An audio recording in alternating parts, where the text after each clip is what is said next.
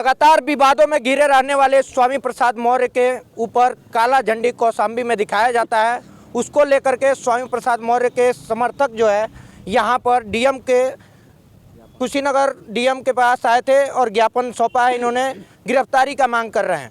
हम जानेंगे कि आखिर स्वामी प्रसाद मौर्य जी जो है विवादों में कहीं ना कहीं घिरे रहते हैं, उसका ही खमियाजा कहीं ना कहीं भुगतना पड़ा है, या तो उनको जो काला झंडा आखिर क्यों दिखाया गया और किन की साजिश हो सकती है। सबसे पहले आपका स्वागत। धन्यवाद।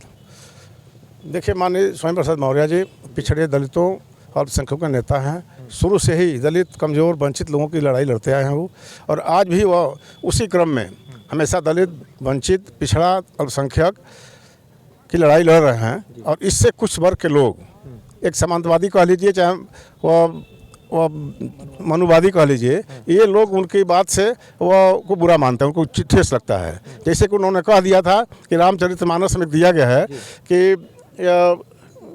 ढोल गंवार शूद्र पशु नारी ये सब ताड़न के अधिकारी। ये बात बहुत चर्चा में चली, लेकिन सत्यता यही था कि जो उन्होंने कहा था।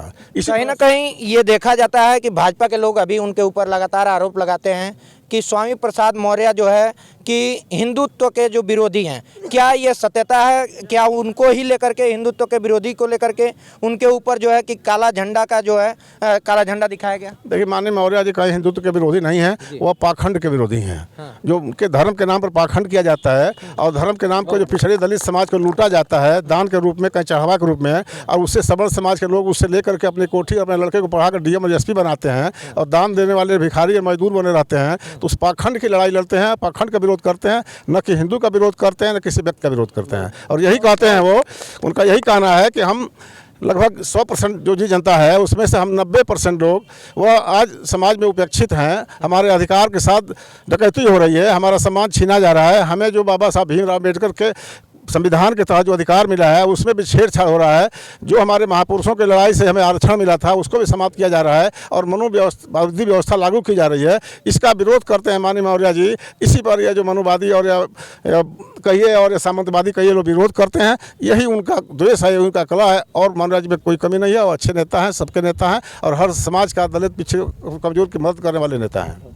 डीएम कुशीनगर के पास आए थे, क्या आश्वासन मिला है? क्या लगता है कि अगर जो आप लोगों ने ज्ञापन दिया है इस पे कार्रवाई होगी?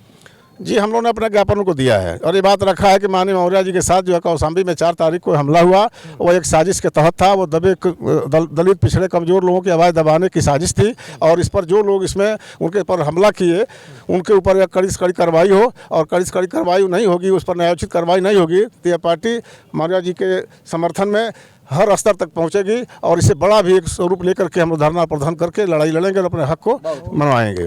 अगर जो कहीं ये मामले को दबाया जाता है, ठंडा किया जाता है, तो किस हद तक आप लोग जाएंगे? देखिए, मौर्य जी एक व्यक्ति विशेष व्यक्ति नहीं है और छोटे नेता नहीं है। उनकी आवाज़ को दबाने के लिए बहुत दिन से प्रयास हो रहा है। मनुवादी, सामंतवादी लोग बहुत दिन से दबाने का प्रयास कर रहे हैं, लेकिन दबा नहीं पाए और न दबा पाएंगे। अब यह पीडीए जो है, नारा माननीय राष्ट्रीय अध्यक्ष जी ने एक बनाया है, पीडीए समाज सब एकत्रित हो जाओ और नहीं तो तुम्हारे सामंतवादी लोग, मनुवादी लोग तुम्हारे अधिकार को समाप्त कर देंगे, तुम बर्बाद हो जाएंगे, तुम्हारे बच्चों का भविष्य खत्म हो जाएगा और तुम गुलाम हो जाओगे। तो अब यह पीडीए समझ लिया है, अब इस आवाज़ को कोई दबा नहीं सकता। जिसके हमारे मुख्य नेता इस लड़ाई के माननीय स्वामी प्रसाद मौर्य जी हैं, कोई दबा नहीं पाएगा इस आवाज़ को। अभी यहाँ पे कई समाज से लोग आए हुए हैं, यहाँ पर जो है कि आपके समाजवादी से भी और कुछ लोग बाहर से भी आए हुए हैं।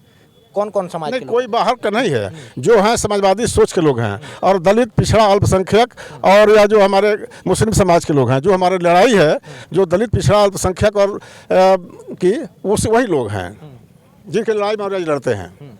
इनका कहना है साफ तौर पर कि जो हिंदुत्व के नाम पे पाखंड किया जाता है वो पाखंड है और स्वामी प्रसाद मौर्य उसी का विरोध करते हैं। क्या ये सत्यता है? पाखंड होती है हिंदुत्व के नाम पे? बिल्कुल पाखंड होती है। आपको, आपके चैनल को बहुत बहुत धन्यवाद और आपके सभी श्रोताओं को आभार प्रकट करते हैं, बधाई देते हैं। जी, ये पाखंड है और अंधविश्वास है जिसको लेकर माननीय स्वामी प्रसाद मौर्य जी दलितों, पिछड़ों के हकों को जो डाका डाला जा रहा है, संविधान को ख़त्म करने की जो साजिश चल रही है, इसको लेकर लड़ाई लड़ रहे हैं। उनके साथ पूरा समाज है, पूरा दलित, पिछड़ा, माइनॉरिटी समाज, हर समाज है और सभी के वो नेता हैं। जी, स्वामी प्रसाद मौर्य जी के आप पीआरओ रह चुके हैं, पीआरओ हैं, क्या कहना चाहेंगे स्वामी प्रसाद मौर्य जी से? आपसे क्या बातें हुई?